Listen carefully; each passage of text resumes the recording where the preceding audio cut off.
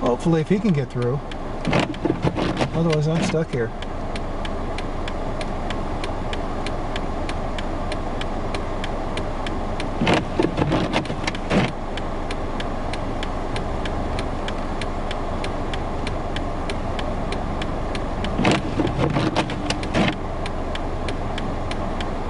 Currently I am a half a mile south of 108th Street on Keokuk Avenue to a gravel road intersection.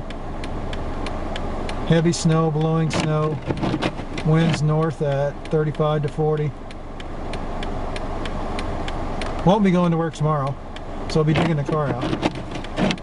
Probably won't be going to work Friday if I don't get the car out. Luckily it's just a half mile from the house.